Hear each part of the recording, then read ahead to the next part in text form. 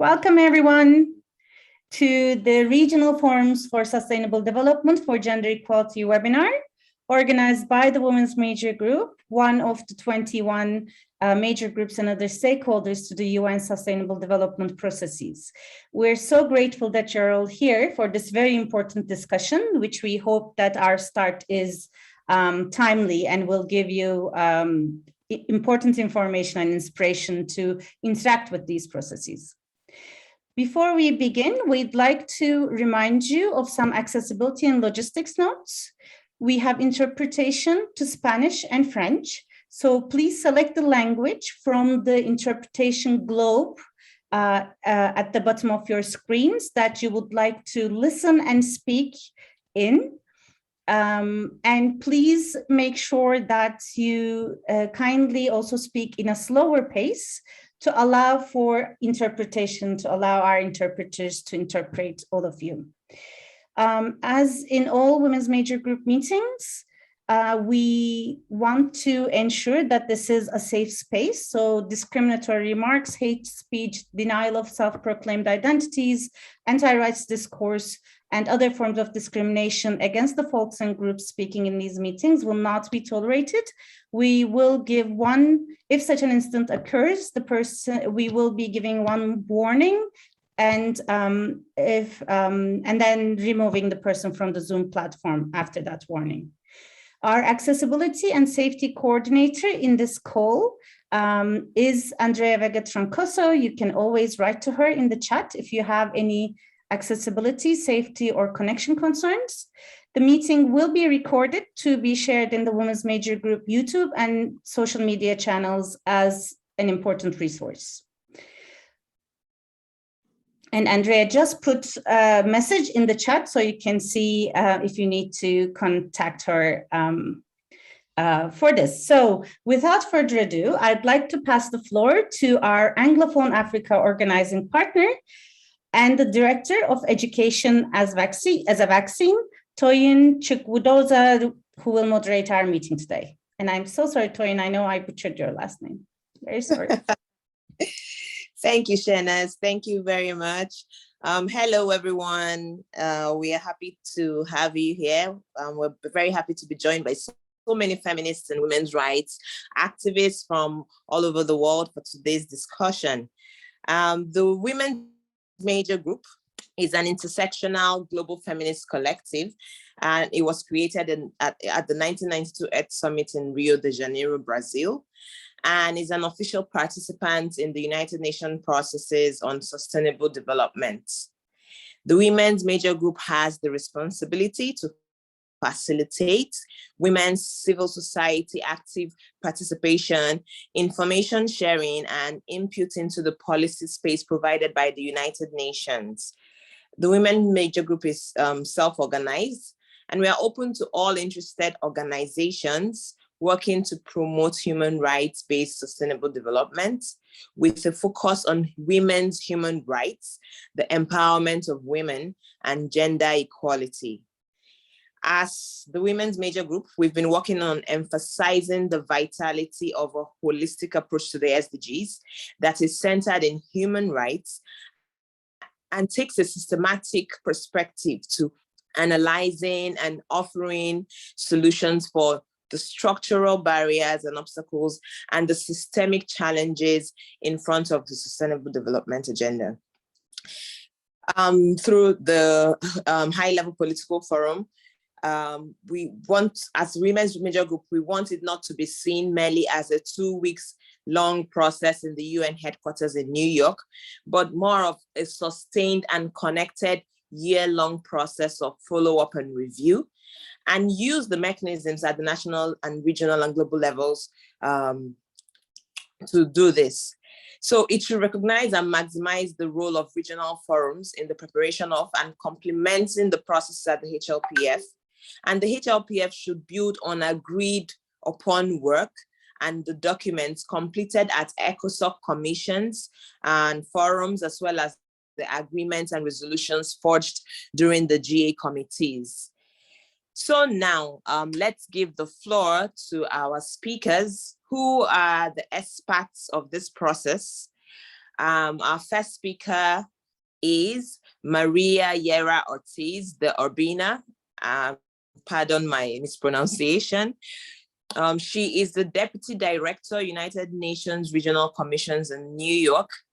Yera Ortiz, the Urbina, joined the UN in 2018 as Deputy Director of the Regional Commissions in the New York office.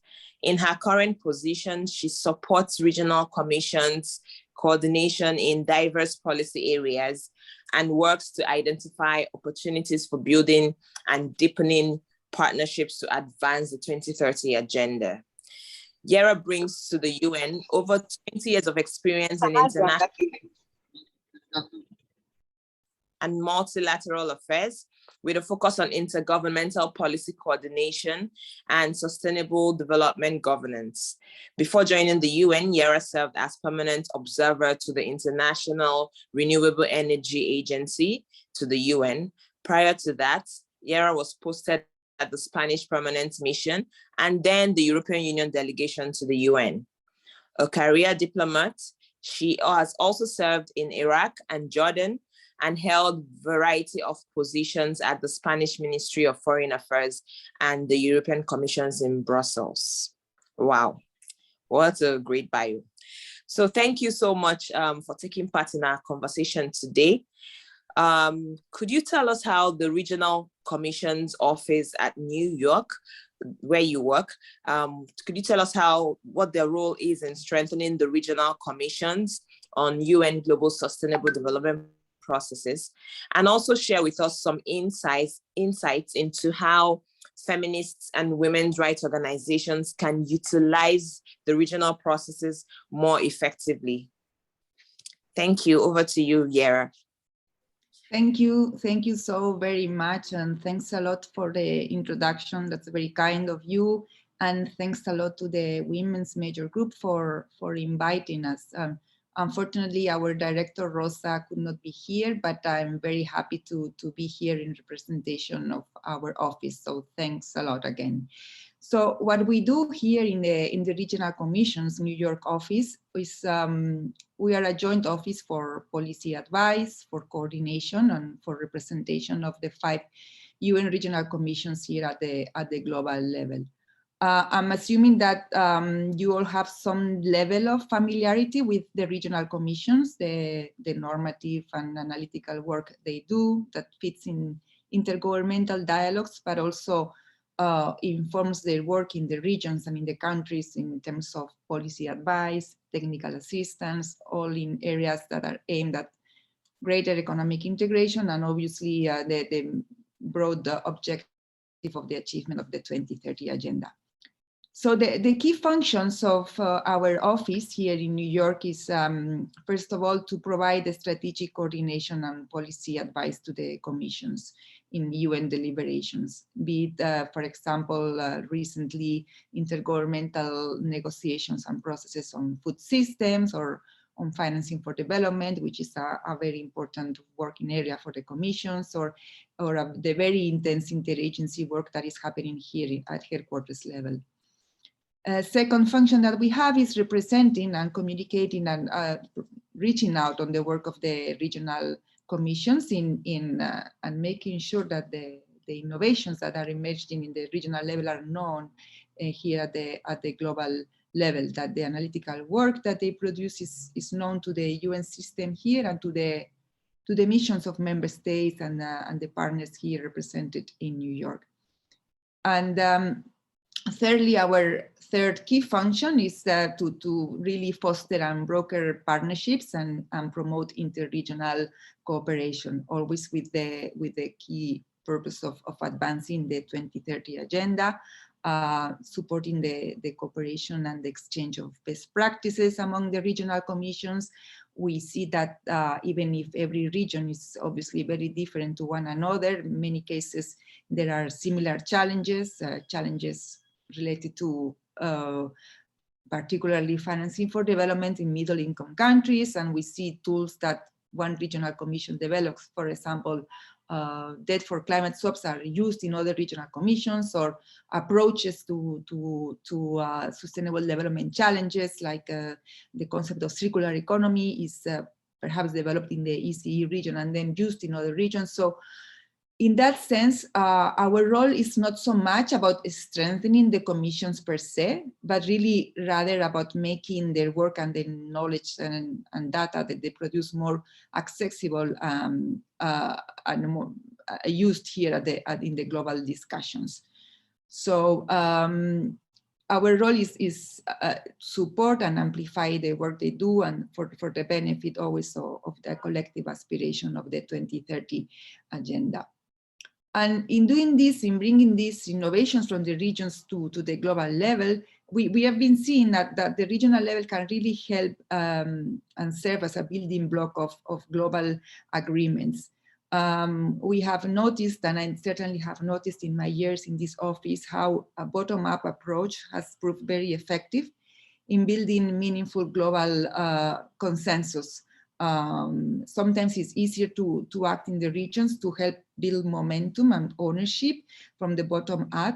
And we see that, I see that every year when here at the global level negotiations on the ministerial declaration for the HLPF start, what comes from the regions, the outcomes of the regional forums are extremely valuable because they bring already a lot of substance, and then they also bring building blocks on which to build global consensus. So it is I'm highlighting this because I truly believe that for this reason that engaging with the regional commissions in their platforms can really help advance the priorities, in this case of the women's major group. So it's the principle of subsidiarity. It's sometimes easier to connect with an audience of member states and civil society and partners with similar concerns and approaches closer to the ground, and to advocate in those forums for your priorities than to a large global audience of permanent representatives and ambassadors here in New York. So this takes me to your second question. When thinking of how can civil society, and in this case the women's major group, engage more effectively in the regional platforms, feminist organizations, etc., how can they use more effectively those platforms in the regions? I think it is important to keep in mind that very often, and most cases, the issues that are obviously on the agenda of the regional commissions and the regional platforms are naturally informed by regional priorities, but also respond to issues in the global agenda at the UN here at the global level.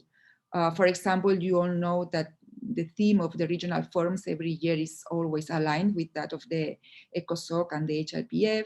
You know that if the ECOSOC and HLPF are going to look in depth to SDG 5, the regional forums are going to do so as well.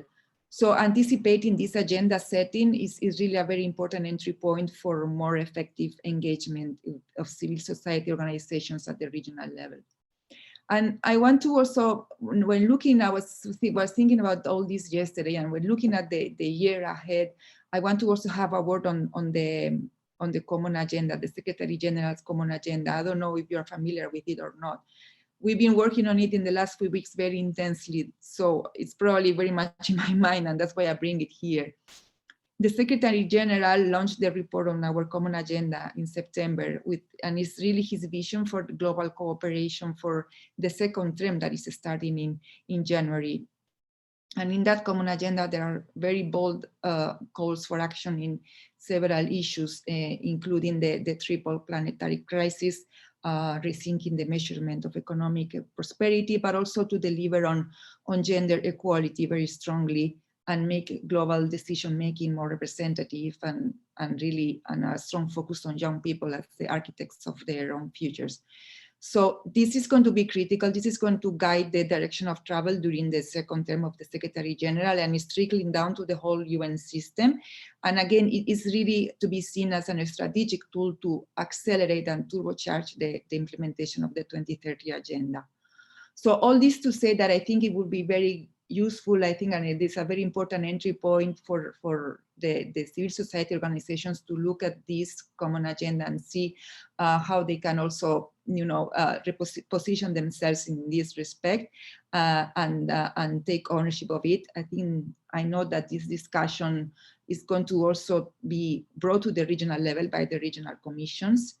And given that there is a very strong commitment area on placing women and girls at the center with very specific actions and measures, including eradicating violence against women and girls through an emergency response plans and others, I think this unpacking and this examining of this common agenda in the regions as a tool to accelerate the 2030 agenda is an opportunity for civil society organizations to contribute and influence this process. So I will stop here. I'll probably share some materials to complement what I just said in the chat. I think it's probably easier if I do it that way. And I look forward to the discussion. And again, I want to reiterate my gratitude. I think today is a great opportunity also for me to hear from all of you how we can further support you and facilitate the collaboration with the regional commissions. Certainly our office is open and I'm very much willing to work in this direction. So we look forward to further opportunity for engagement with you and your constituencies. Thank you so much again for your attention. Thank you, Yera. Thank you for that opportunity to share those insights. Some of the things that Yera has shared about the regional office, the regional commission in New York as a joint office for policy advice and representation. They're providing strategic advice and coordination to the regional commissions, especially around intergovernmental negotiations. They're also helping to communicate the work of the regional commissions and make sure that they are linking it to the office in New York. They're also there to foster partnerships and promote inter-regional cooperation, exchange of best practices, exchange of knowledge across regions, making sure also that the work that is being done in the different regions, that the information and the data from these different regions can be synthesized into something that is more accessible and can be used also for decision making in the global spaces. One of the things also that is very key is in terms of how we as the Women's Major Group and other civil society actors can participate in conversations and bring our perspectives, especially during this period of setting an agenda, so that we ensure that the issues that make it into this agenda are reflecting our regional realities. That's also very key. She's also that, we need to look at ourselves and also reposition ourselves and take ownership of the agenda setting process to make sure that, we're centering the issues that are most, that matter the most in this process. Thank you so much, Yera, for that. So now we're going to Luis Flores, Stakeholder Engagement Liaison Officer at the Commission of the UN Economic Commission of Latin America and the Caribbean. Luis Flores Mimca is the Sustainable Development Assistant at the Secretary of the Commission of the ECLAC, based in Santiago, Chile. In his role, he is responsible for providing support to the ECLAC Secretary of the Commission on the different aspects of implementation, follow-up, and the review of the 2030 agenda in Latin America and the Caribbean. In the context of this work, he also acts as the liaison of an engagement person for non-state stakeholders. Before joining ECLAC, he has also served as elected organizing partner for the NGO Major Group through the preparatory process for Rio +20. Elected Latin America's regional representative to UNEP's Global Major Groups and Stakeholders Forums. In 2012 and 2013, Consumers International's representatives to sessions 18 and 19 of the Commission on Sustainable Development in New York from 2010 to 2011. Mr. Flores, we want to thank you so much for joining us. So could you please tell us about the strong relations between ECLAC and the fruits, or we can say the positive outcomes of this collaboration? Thank you. Over to you. Thanks, Toyin. I would like to start by thanking all of you on behalf of ECLAC and the Secretary of the Commission. We're very pleased and honored to be here I would also like to highlight the importance and the relevance that the women's movement has in the region, not only for the regional forum, but also on the regional conference in women, where the feminist movement has reached unprecedented levels of participation, thanks to the great advocacy work.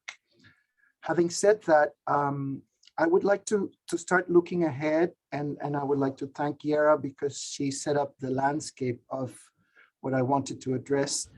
And it's very much around what is numbered as number 6 in your position paper to the high-level political forum this year, which is the challenge of policy coherence and coordination, and how that plays with recommendation 10 of our common agenda, which is to boost partnerships, and specifically the call of the Secretary General to establish focal points that would need to integrate across the UN system. I am setting that challenge because that's what is coming ahead, and we need to work together towards that end. And in order to get there, I would like to briefly let you know a little story of how we, together with civil society, organized or developed the civil society mechanism that works at the regional forums. When we had our first meeting in 2017, we were getting together in Mexico under the presidency of Mexico. And we made ourselves the question of how could we proceed in the best way in order to establish a dialogue between governments and civil society. And that's a very complex question to, I think, governments and the UN system, because when you ask yourself, who is civil society? There are many issues of legitimacy, representation, and there are many political tensions that come up in all the different variety of groups that represent civil society.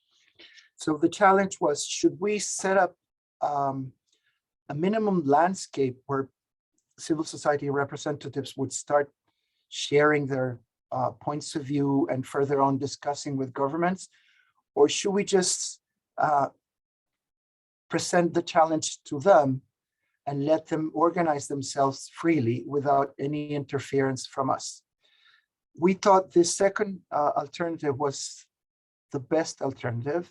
And it, of course, generated a lot of chaos at the beginning, but it ended up for us being the best alternative ever. And it took, I would say, 2 years. Those of you that come from Latin America or have had experience in Latin America probably know that we're very ideological. So it certainly took a long time to get this huge variety of people working together. But that is the case for all these processes. Things doesn't happen from one day to another. But these processes, what they do is that they strengthen the result. And during the second forum, we had a draft idea of what the mechanism would be. And finally, at the third forum, we had a very well-structured system with different working groups, with a definition of dynamics and how the mechanism would interact with the governments and with ECLAC during the forums. And that year, we also had something that struck us in a very, perhaps negative manner at the beginning, but very, very positive at the end. And this is that the final declaration of the mechanism had a title, and the title was "Two Monologues Do Not Make a Dialogue." And that kind of mirrored to us what happens many times in the UN setting, which is there's a space for civil society, but it ends up being sort of the setting for two monologues that do not interact. And that questioning made us think about what the right interaction should be between different actors. How could we set up a process in which effective dialogue would happen and not just two declarations confronting each other? And as you know, this is very complex. It requires a lot of time, and it requires dealing with the complexities of the dynamics within the UN system, within governments, meaning many, many complex issues, among which, as you all know, you have the representatives of the governments in New York, and you have the representatives of governments at the regional level, and then you have the dialogues that happen at the national level. So thinking of our challenge on policy coherence and coordination, how could we best integrate all these dialogues that are happening at these three different levels? Thanks to this declaration, last year, we had a very fruitful dialogue with the presidency, this time being Costa Rica, in which we were able to invite them to bring along civil society from the very beginning of the deliberations. And actually, when the governmental declaration was being discussed, we had the opportunity of starting dialogue with the presidency of the forum. And by doing that, we had the ability to opening space for civil society to influence the declaration, which probably seems not very significant, but it's a very important and relevant first step to set up a precedence for further movement into the future meetings of the forums. Having said that, we also did something that goes very much in the line of what is stated in your position paper, which is how could we better integrate the cross-cutting nature of the SDGs? And for this, instead of addressing them specifically in silos, during the last forum, we had this idea of panel discussions, where under a certain theme, we would integrate how the SDGs that were being discussed at that moment would be relevant in an integrated conversation under that particular theme. And that was another innovation that I think was very positive in terms of enriching the dialogue between the different sectors, and particularly for civil society. Finally, I would like to briefly explain how the system works so far. We start preparations of the forum. In fact, this year, we are already beginning the process. We start discussions 2 or 3 months before with the presidency. In this case, probably in the next few weeks, we will have a first dialogue between the civil society mechanism and the presidency in order to agree on the first approaches towards the forum. And right before each forum, we have a civil society discussion day, which is organized in every forum the day prior to the event. Here, civil society groups make their interventions and get coordinated and decide on how they can best dialogue and intervene in the forum. Then we try to open as many spaces as we can in the panels of discussion to a civil society representative. And then at the end, we have the declaration of the civil society mechanism. Finally, I would like to highlight the importance and the relevance that the feminist movement has had throughout the evolution of the forum. When everyone got together in 2017 back in Mexico, the feminist movement played a very, very fundamental role in organizing and pushing forward towards what ended up being the mechanism. And that certainly came from the experience they had already had in the Regional Conference of Women. And by saying that, I would like to say that the Women's Major Group is perhaps one of the best examples of policy coherence and integration in its work. How national level issues come up to the global level, how global level issues go down to the national level, and in between, how it all happens at the regional level. Finally, and I'm open to questions at the end, I would like to thank Mabel and Barbara Jimenez, who are both from the feminist movement and have played a magnificent role in integrating and helping us coordinate all the efforts of civil society to participate in the forum. I would like to invite you all to engage with us. I'm open to contact. I'm the person who's in charge of civil society engagement at ECLAC, at the Secretary of the Commission. I'm very open to discussion, to conversations through Mabel or directly. And once again, many thanks for the invitation. Thank you.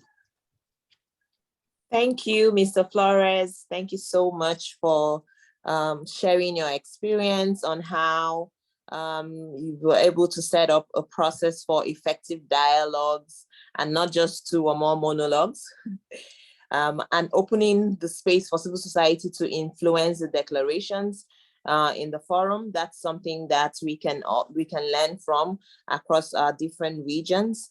You highlighted the different ways in which civil society have now participate better in the region, including the civil society discussion day prior to the forum. And just to summarize your sharing, to say that it's obvious that civil society now has like a space, in the conversation and are actually effectively engaged, including through different panels and, including in the declaration. It sounds very participatory and engaging. Thank you so much once again for sharing your experience. So now we'll be hearing from the Economic and Commission of Western Asia, Jana El-Baba. Ms. Jana El-Baba is a Sustainable Development Officer with the 2030 Agenda and SDG Coordination Cluster at the United Nations Economic and Social Commissions for Western Asia, ESCWA. Prior to that, she held several positions at UNESCO and ESCWA, where she led regional and national programs and authored UN publications covering a wide range of sustainable development issues. She also contributed to Arab regional preparations for the Rio +20 and post-2015 processes. Jana holds 2 master's degrees, one in engineering management from the American University of Beirut, and a second in sustainable development with a focus on natural resources management from the University of London School of Oriental and African Studies. She also holds a graduate diploma in public policy and program evaluation from Carleton University in Ottawa.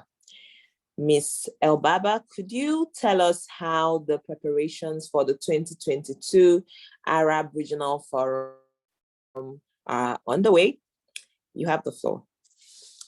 Thank you very much. Good afternoon, good morning for some colleagues here from Beirut. Thank you again for the opportunity to present to you a little bit where we are with the preparations for the Arab Forum.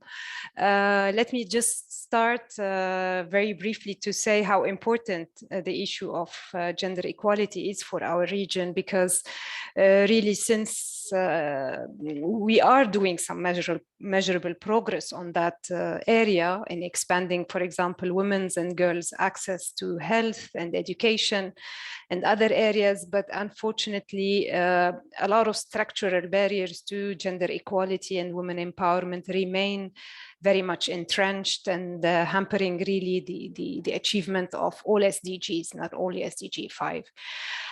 So I will give a general overview of the 2022 Arab Forum, then perhaps zoom a little bit onto the CSO and gender dimension in particular, which are of interest to the audience.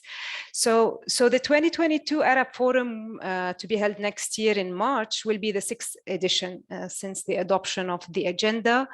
It's always organized by ESCWA, but it is really an interagency forum. So we have all the 17 UN agencies active in the region as very close partners, and we also have the League of Arab States also as a major partner. The forum is, of course, mandated by our member states to hold it every year, and it offers a platform for governments and other stakeholders from the 22 Arab countries to review and follow up on the 2030 agenda.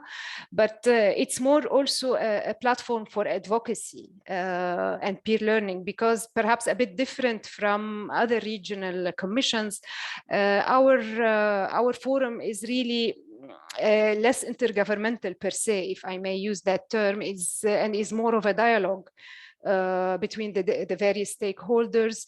And in fact, the outcome of the forums is a set of key messages that we raise to the HLPF rather than, for example, a negotiated document. So it's really a non-negotiated set of messages that reflect the views of all stakeholders, including, of course, civil society.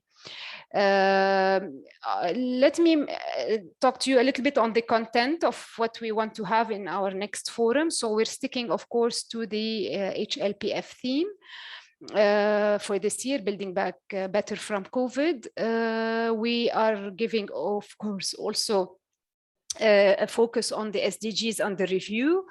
So for SDGs 4, 5, 14, and 15. SDG 17 is always, of course, is a standing element of focus in our fora, especially the finance and the data aspects. And this, for 2022, we're focusing really on coherence and coordination issues. For example, for finance between planning and finance ministries, to achieve SDG-aligned budgets, for the data between national statistical offices and other actors for greater data availability and quality. There will be a number of regional priorities for building back better that we will also focus on, including green economic recovery, digital transformation, social protection, and health-oriented regional supply chains. We will also possibly be zooming onto the recovery of LDCs, because actually 6 of the 22 Arab countries are in fact LDCs. My colleague Yera mentioned the common agenda. We are actually dedicating a youth discussion on this agenda, focusing on solidarity with youth and future generations. In terms of inputs, so we're preparing a set of background notes and for the first time an annual SDG review with a thematic and statistical update components. Just to mention that, I mean, we always have an SDG note on gender, although whether it's being under review or not, because we realize the importance, of course, of this goal as a cross-cutting issue for the realization of the full set of SDGs. Now a little bit on the modalities for the forum. As I said, it is highly multi-stakeholder. We have, I mean, participation of civil society, private sector, academia, parliamentarians, supreme audit institutions. And now perhaps for the 2022 edition, we will have also local governments, given the increased interest in subnational reporting. So there will be several preparatory meetings. The main one is actually the one led by civil society organizations. It's organized actually by what is called the Arab Civil Society Platform on Sustainable Development, which is actually a network of networks national and regional, operating in various Arab countries. There is a very strong, actually, gender equality and women empowerment CSO representation within that platform. We tend to always support this platform by giving them space and occasionally financial resources, especially when they were meeting face to face. But we never interfere with the agenda, actually, and they have really full independence on setting the agenda for this prep meeting. And so the report of that preparatory meeting is annexed to the report of the forum, but we always make sure that to have a dynamic way of having key messages injected into different sessions of the forum. So we rarely, if ever, we have a session that does not have a civil society speaker in that. Let me now perhaps zoom further into the CSO and gender dimensions throughout the fora across the years. So as I said, it remains a standing focus for our fora. In 2018, for example, we focused a lot on the issue of mainstreaming in national SDG implementation plans, because that was the main concern for countries. In 2019, we discussed issues of motherhood, work, and the care economy. In 2021, of course, we had to focus on the COVID-19 crisis and the impact on women, but also on the issues of gender justice in the Arab region. So that is, of course, in addition to gender mainstreaming within the sessions. So from year to year, we really look at the participation of CSOs. It's growing. We have more diverse participation, whether geographic or thematic, and more than 20 NGO networks dedicated really to gender and women issues. In addition, we always seek to have a diversity of women speakers in the various sessions. So from high-level bankers to women ministers, but also teachers, girls. So we really seek to bring the voices of all women into the forum. And as a result, actually, there is strong messaging, I think, coming out of our fora on CSOs and gender issues.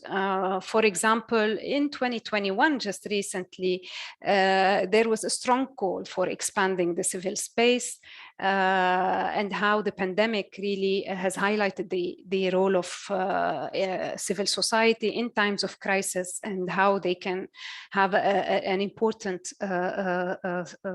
role. There were also a lot of messages coming out about the integrating the issue of violence against women in COVID-19 recovery plans. The issue of gender disaggregated data comes out all the time, and there are a lot of efforts from our organization to support countries in that respect. Issues of gender equality in legislation and access to justice, issues of flexible work policies and childcare, exclusion of women and girls with disabilities, the care economy, mainstreaming gender in VNRs. All of these are always strong messages and practical solutions coming out in respect of these issues. Finally, just to close, that again, to point out that our fora is really a forum of dialogue, and I really appreciate the point raised by my previous speaker on not having monologues, but a true dialogue between the stakeholders. And I believe that to some extent we are succeeding in that, but of course a lot more can be done, and I look forward to hear suggestions from the audience on how we can even make it better. Thank you again for the opportunity. I'm ready to provide further information as needed. Over to you. Thank you, Ms. Elbaba. Thank you so much for sharing this insight and telling us also that your fora is another fora that is based on dialogues. We're happy to hear that. And that's part of why we're having these conversations, because that's more of what we want to see. Some of the things you've highlighted that, you know, we should all take notes can be include how you dedicate even a specific discussion for youth issues. That's quite remarkable. And how that's almost all the sessions. Like you rightly put it, that there's really no session that doesn't have civil society, a speaker, or participation. And we're happy to hear that the participation of civil society is growing and that more CSOs are engaging on gender and women's issues, and that there are more voices of women being brought into the conversation. Thank you so much for those insights. So we had a last minute change, and now we're going to have a different speaker talk at this moment. Ms. Elena Damo from the ETC group, an advisory group of Asia Pacific Regional CSO Engagement Mechanism. Neth will share her bio briefly before speaking. So the Asia Pacific Regional Civil Society Engagement Mechanism is the first and the most strongly connected regional mechanism to the Economic Commission of their region. So Neth, would you share, and can you share with us some inspiring practices from the region and suggestions on how to carry the messages from the regional level to the global level? Over to you, Neth. Thank you so much. And as mentioned by the moderator, I'm actually substituting for a friend who, Rina, who is currently having some bad migraine, but she's actually here in the call, but it's just that I was requested to make the presentation on behalf of Rina and also on behalf of the Asia Pacific Regional CSO Engagement Mechanism. I'm Neth Dano. I work as coordinator, Asia Director of the Action Group on Erosion, Technology and Concentration, ETC Group, and I'm also in the advisory group of APRSM and anchoring the work on technology along with colleagues in the working group. It's really exciting to be here to share the experiences, conflict experiences and lessons coming from Asia Pacific, in particular APRSM. As explained, this is ours is probably the longest, the oldest, and maybe the strongest among the CSO engagement mechanisms at the regional level. APRSM was actually formed way back in 2013.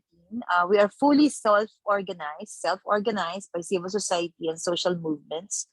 It's an initiative of a core group that has been working together with a bigger group around sustainable development issues at the regional level.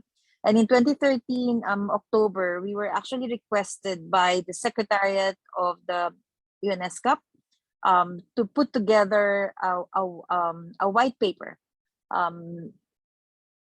laying out our vision of an engagement mechanism at the regional level. And we presented this at the third session of the Committee on Environment and Development of ESCWA, and this was well received by member states. And since then, we have been working very closely with the Secretariat of ESCWA in helping facilitate and ensuring meaningful participation of civil society, constituencies and social movements from all over Asia Pacific in regional processes around sustainable development. In particular, and most importantly, every year since 2014 is our participation in the Asia Pacific Forum for Sustainable Development, or APFSD, the regional HLPF.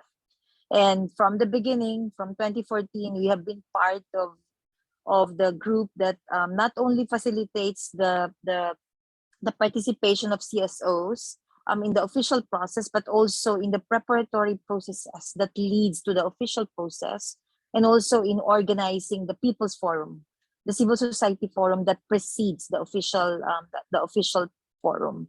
And it's in this People's Forum that civil society participants, including those who are not there in person, are able to provide inputs into the thematic discussions that are at the core of the discussions in the official process, and also in formulating CSO positions that are presented in the official process. And since 2014, the way that APRSM has operated and also organized itself has evolved from from the original 9 major groups that was the beginning of the structure of most CSO engagements globally, we've actually started with a bigger number of constituencies. Right now, we have 17 constituency groups that are represented by elected focal points in the regional coordinating committee. So 17 constituency focal points elected by their members, along with 5 focal points of sub-regional groupings, coming from the different parts of Asia Pacific. And this RCC is the one that steers the work and also coordinates the implementation of plans of the APRSM and ensures that the inputs of members of the constituencies coming from the local level grassroots movement are actually provided as inputs in regional processes and on to the global level. So we also have an advisory group in which I am a member that works closely with the RCC, ensuring that the plans that are agreed by the membership are actually undertaken, and also that the membership are regularly updated on the activities and plans of APRSM and also on engagement opportunities. There's been a lot of evolution of the structure over the years. We have also developed thematic working groups, including environment working group that actually engages on environment-focused processes at the regional level. Some of which are actually beyond UNESCOP. Like we do engage a lot with other UN bodies such as the UN Environment Program, also with the UNAIDS and UN Women and other, including FAO, the Food and Agriculture Organization. So it has actually expanded beyond the APFSD, beyond the HLPF, and beyond sustainable development into thematic engagements at the regional level. And not just that, from being a regional CSO engagement mechanism, APRSM has actually started engaging at the global level through the major groups facilitating committee in New York. Since 5 years ago, APRSM has been directly engaging in HLPF processes in New York, and has been part of the discussions and preparations of civil society at the global level. And recently, APRSM has actually been elected as a co-chair of the major group facilitating committee in New York. So we are also represented there, holding that seat that is actually intended for regional engagement mechanism. So we actually welcome colleagues from civil society and also from social movements who have initiated their own regional engagement mechanisms inspired by the experiences of APRSM.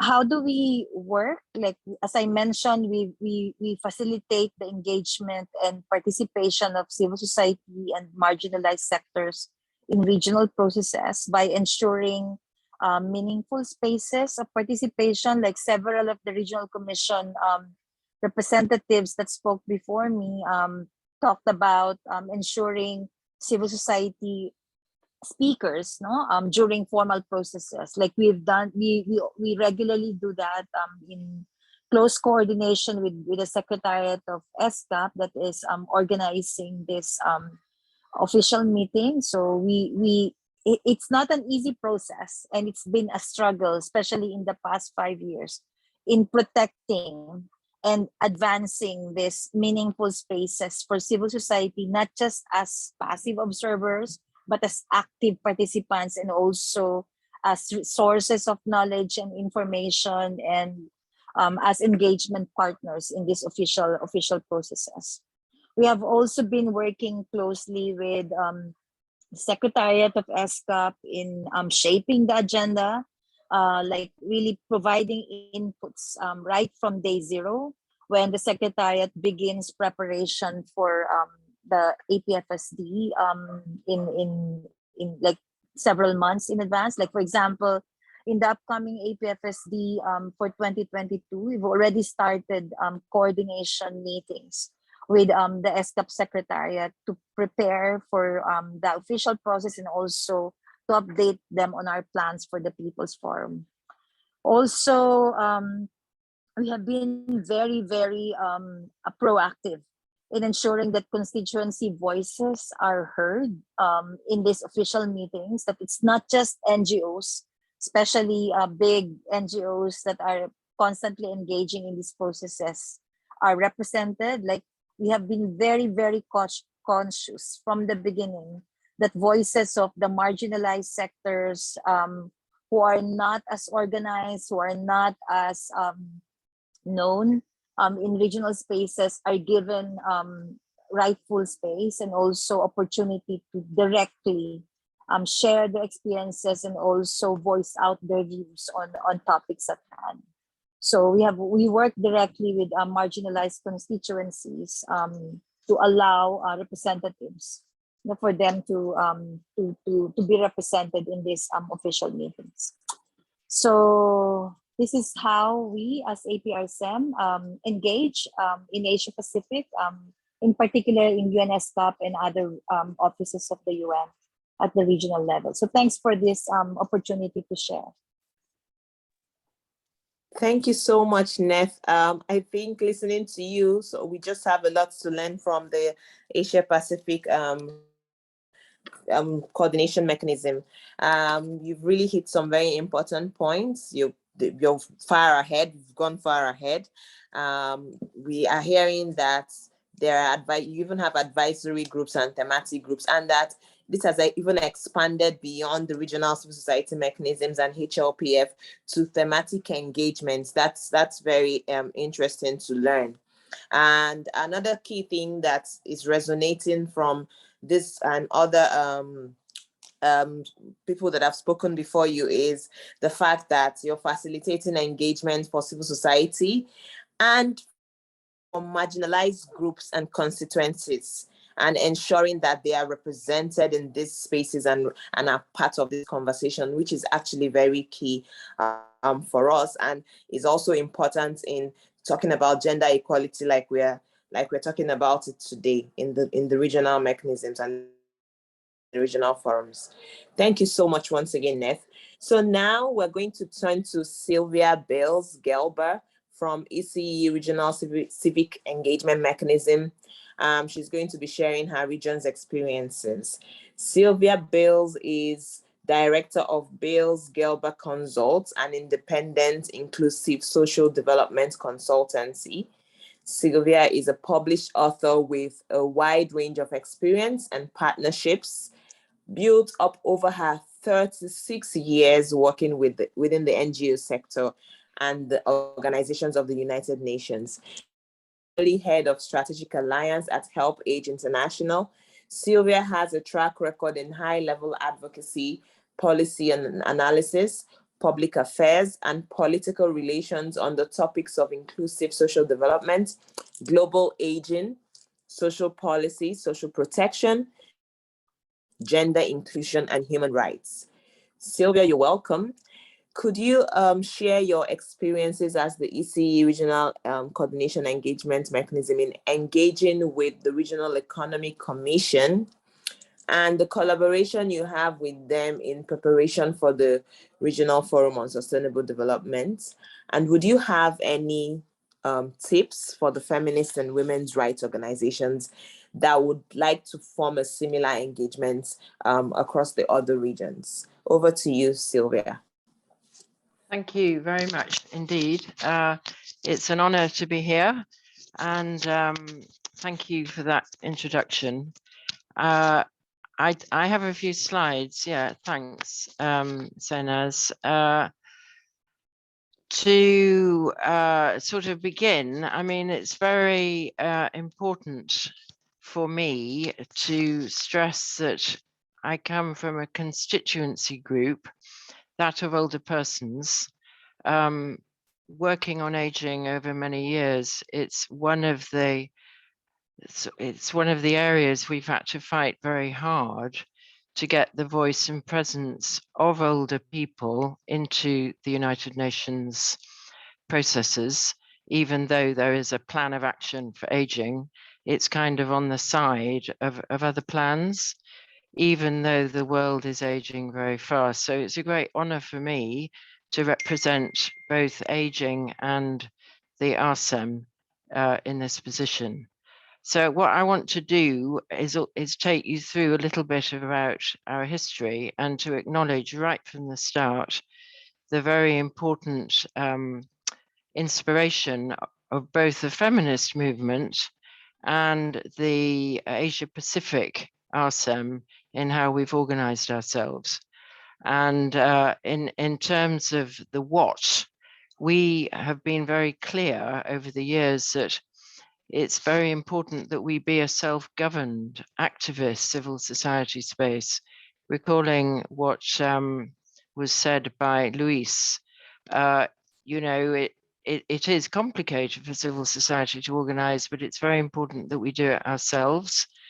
And very proud too that it's taken some years, but we are now a member of the major group and other stakeholders from the beginning of this year. And in terms of our purpose, it's important that we promote the accountability of both civil society and government into the ongoing implementation process of the SDGs. So the points already made about the linkages between the national, regional and global are really important for us.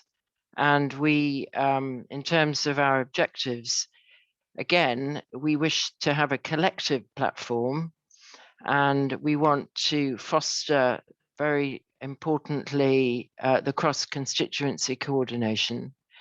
And this word meaningful participation that was talked about, very important also for us, and the voices of all constituencies and in each sub-region. As you will know, the UNEC is very large. It has many regions and very many languages. So again, we've taken our lead from the Asia Pacific. We have different thematic constituencies, which you will see here. I think there's some 17, and it includes the FFD group. We have a range of regional constituencies, and we've developed terms of reference, and which you can see on our website. And this is challenging because, as I'll go through, and we really welcome exchange and input all the time, because to encourage anyone to be involved in SDG work is a challenge, but to encourage the different thematics is also a challenge, and to ask them to work together a further challenge. So we don't think it's not a challenge, but we think it's a challenge worth doing. If I could have the next slide, please. So how are we working? Well, very much along the lines as explained previously, it's important that we have a very good liaison with the Secretariat on an ongoing basis. And indeed, to plan in advance for the work of the forum. And so that's one point. So we've already begun that. And the second really important point is to encourage our constituencies to work together and across to input into the forum, and for the plans which are being developed by the Secretariat for the peer group learning and the side events and so on. We seek to do this through coming up with statements, presence at the preparatory and expert meetings, papers, positioning, and ensuring civil society slots at each of these.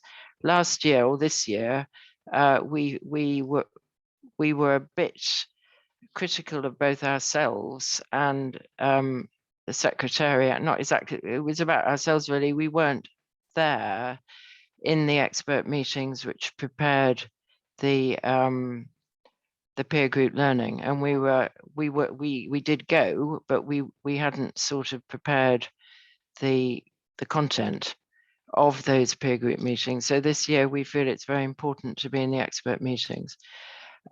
We then through our outputs input into the global levels at the UN, as you can see here on the slide, but increasingly interested in the voluntary local review processes as well as the national review processes.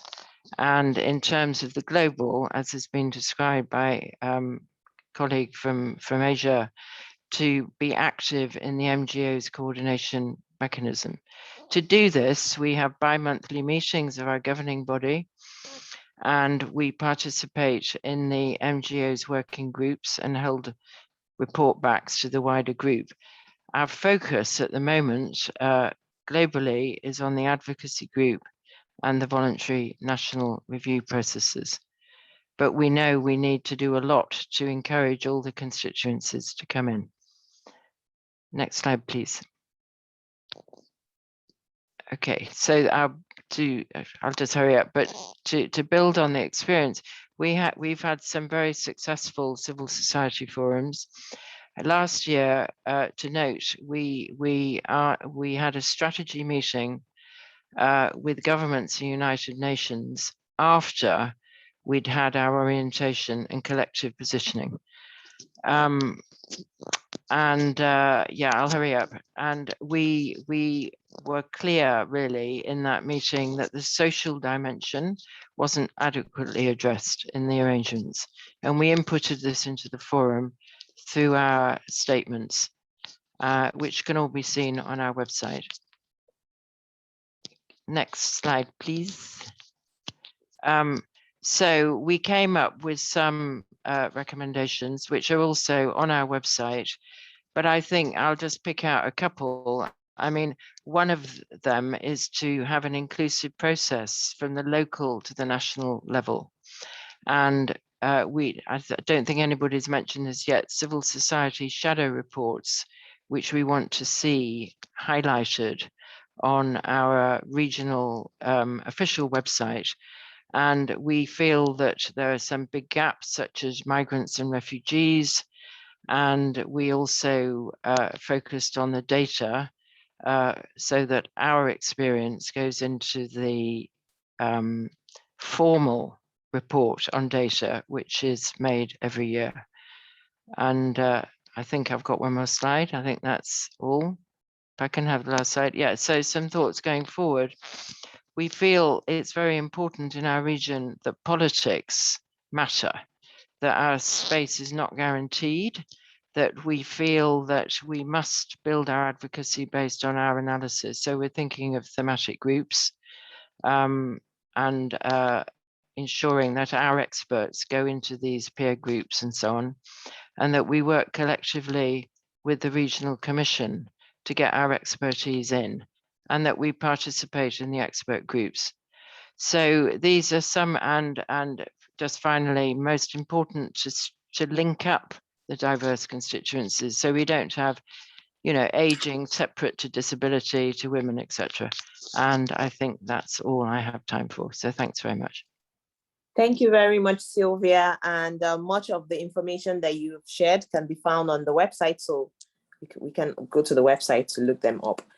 Now, last but by no means the least is Mabel, Bianco, Major Groups and Other Stakeholders Civil Society Mechanisms co-chair, and Women's Major Group Latin America and Caribbean organizing partner.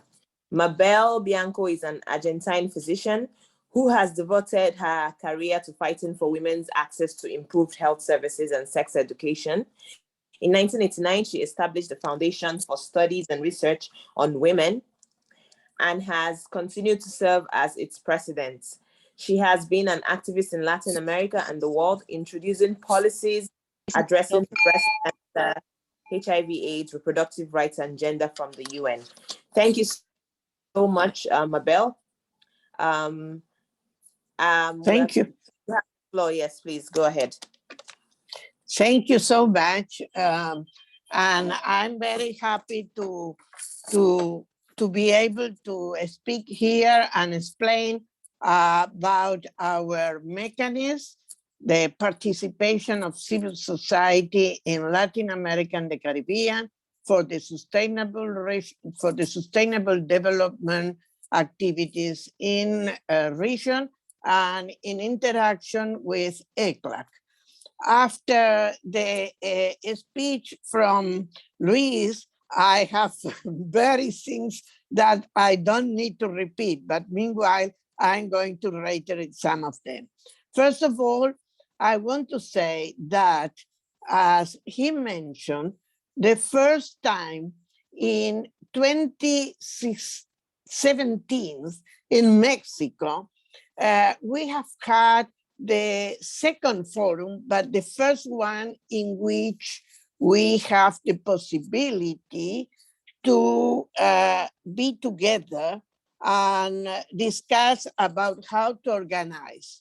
I must say that at that moment, it was very difficult in the forum, the previous forum of NGOs to organize. This is why we discuss among us, and with a great participation of the women mayor groups members in our region and other feminists in our region. And in 2018, we worked all the year discussing how to prepare the forum and how to organize themselves. So we arrived to 2019 in a way that we have clearly a model. We discuss, we have two possibilities. We discuss among all the groups, and the feminists, we have a previous meeting for that. And in this meeting, we agree with one of the models, and we make a very important contribution about why we justify this model. This was in the forum the next day, they open for all NGOs. We could be the strong supporters of this model, and the model was accepted. And what is the model? It's simple. We have 20 groups of all our diversity of NGOs, networks, and so on, organized, representing 13 the specific population or some of those groups.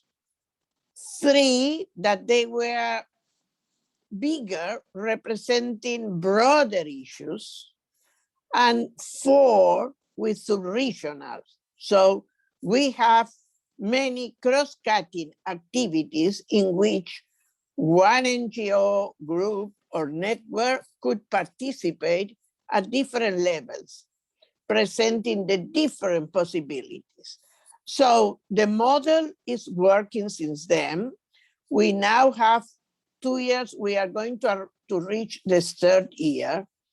And what happened? In 2019, we couldn't be, traditionally, our governments discuss the paper that they presented to this forum, the regional forum, in which they put their position on the issues related to the region for the high-level political forum. They discuss among the groups or the missions in the UN during January, maybe February, and we were not a civil society, we were outside that. So when we reach the forum, that's when we claim there and say, again, we are having 2 monologues, and this is not possible to build a dialogue. After that, we must say that the Alicia Bárcena, the executive director of ECLAC, was really mobilized by this and helped through the office of the General Secretary and of the specific office of Luis Flores for NGOs to help us to have the possibility to participate in that discussion.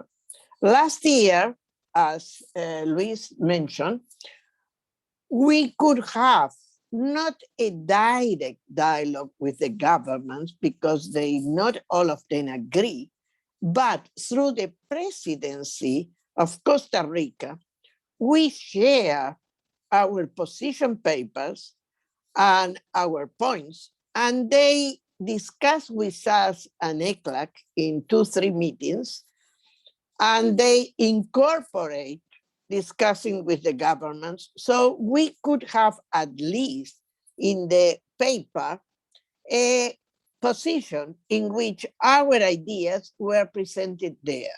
So this is really a great advance.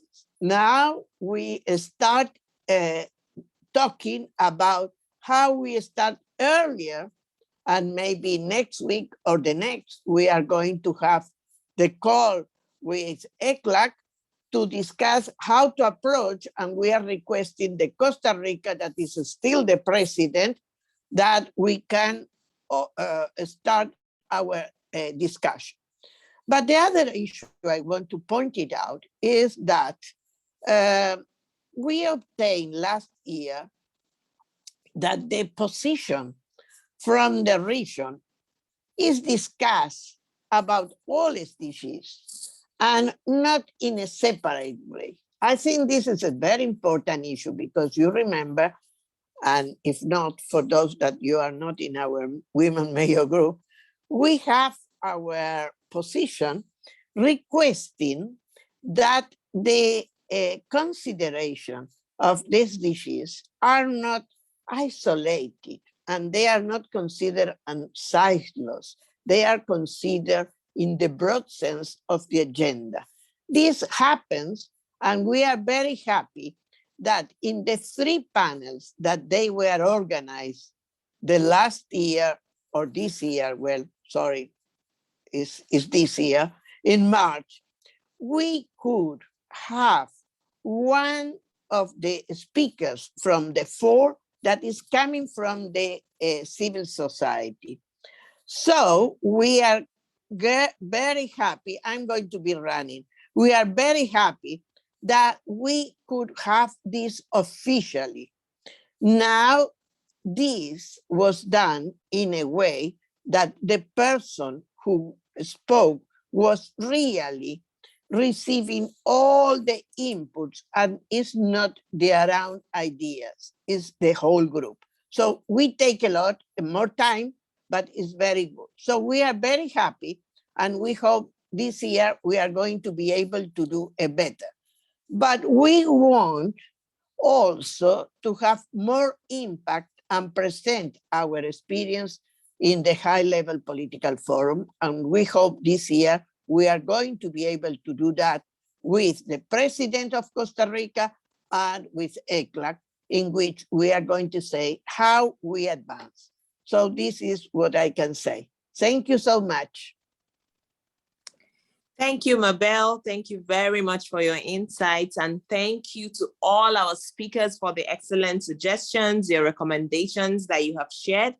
So now we're going to open the floor for questions. Please drop your questions in the chat and who your question is directed at, or you can raise your hand if you have a question now. But I would like to also note that the Women's Major Group will continue its support of the feminist and women's rights organizations before and during their advocacy at the regional sustainable development forums. So if you would like to join this process, you need to sign up to the Women's Major Group listserv. The link will be dropped in the chat as well, so that you can just sign up. So now, do we have any questions? Mena has her, I see your hand is up, Mena. You can quickly unmute yourself and ask the question. Yes, thank you so much. This is Shaima, and I am a Middle East and North Africa organizing partner at Women Major Group. Thanks for all the briefs and presentations. I have just a couple of questions for Ms. Jana Baba, and thanks a lot for her intervention. It was really helpful for us as women from Middle East and North Africa. Just my first question about the sustainability of the engagement of the non-government organizations and civil society organizations, especially women-led groups and the civil society organizations in our region. Is it any chance to replicate what happened or what's occurring in other regions in terms of having a civil society coordination mechanism that we can prepare ahead, for example, of the Arab Forum for Sustainable Development? We can coordinate better. We have like a sustainable engagement and communication with the ESCWA Secretariat when they are preparing for the Arab Forum for Sustainable Development, because of course it's very important venue that leading us to have very good or comprehensive statement that's leaving no one behind for the HLPF each year, especially with all the challenges placed by COVID-19 recently. So this is my first question.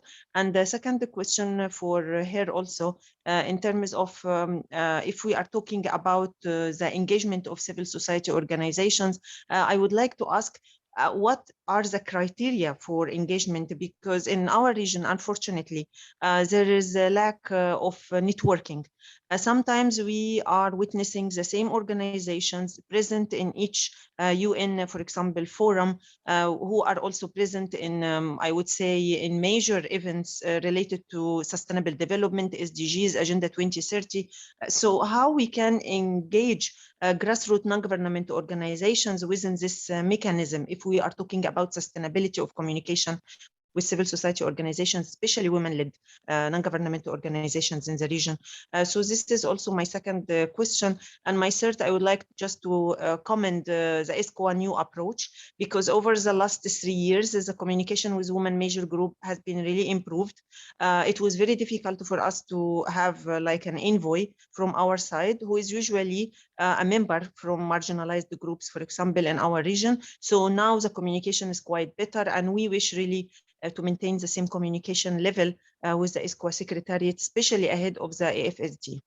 So these are my 3 questions. And I would like also to see, just a final remark, more accountability in terms of the country's consultations that can be, I would say, implemented for the VNRs, because they are quite important documents, but we can see that in our region, the countries or the governments are quite, I would say, reluctant to have such consultations when they are issuing the VNRs. And the shadow reports, even if we are able to issue some, they are quite, I would say, not resonating strengths or power as, of course, as the major document or the main document of the VNR. So my question is also about how they can ensure more accountability on side of the governments to have such consultations. So these are just my few points and questions. And thank you again. Over to you, moderator. Thank you. Thank you, Shama. Miss Baba, are you still on the call? The questions are directed to you. Yes, thank you very much. And thank you, Shaima, for an important set of questions. I need to be brief at the same time to allow for others, but let me say a couple of things. Definitely, we're seeing improvement in terms of the, as I said, the civil society participation, and perhaps the virtual modality actually was a great boost.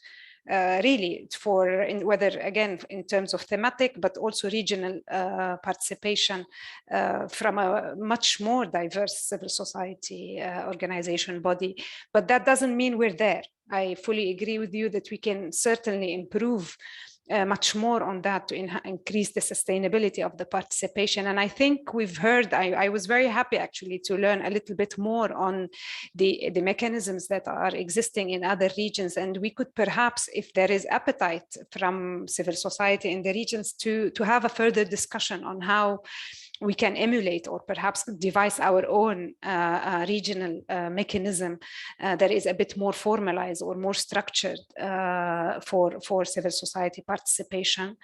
Let me also comment on the issue of the VNR, and I'm glad you raised it, because the forum and at the end is just one avenue for civil society engagement, but the true engagement, the true impact is at the national level with the teams responsible for SDG implementation and reporting. And in that respect, we at ESCWA have been a very strong advocate of CSO participation and engagement in that VNR process, and through our regional workshops to countries where we support peer learning, this is always a standing, if you wish, element, and we've went into depth in it, in how to engage different constituencies in that process. And on gender specifically, in fact, we have a set of like a manual and even an online learning course on how to actually mainstream gender and women machineries within the VNR process as a whole. So there are certainly many avenues. Again, the Arab Forum is not the only one, but certainly we can improve it better with your help and with your appetite. And we're looking forward to continuing this discussion perhaps within our region. Over. Yeah, it will be our pleasure, really, Ms. Jana. So definitely we will keep in touch and we will continue this dialogue. It's a very important discourse. Thank you. Thank you, Shaima. Thank you, Ms. Elbaba. Any other questions? We are running out of time. I think that if there are no other questions for now, we might just go ahead and close, except there's any other thing that's really pressing. Okay, so thanks once again, everybody. I'd like to also remind us once again and encourage us to sign up for the Women's Major Group Listserv. The link is in the chats. We appreciate the time you have spent in joining this meeting, and we hope that it's been as useful to you as it has been to us, and hoping to see you next time when we have this interesting conversations again. So thank you to all our speakers. Thank you to everybody who's participated. Bye, everybody. Thank you, everyone. If you wouldn't mind staying for 2 more minutes, we can take a group photo, which, okay, sure, was the highlight of the meetings when we were able to meet physically. That's right. So if we can turn our videos on for just 1 minute so that we can get a good photo.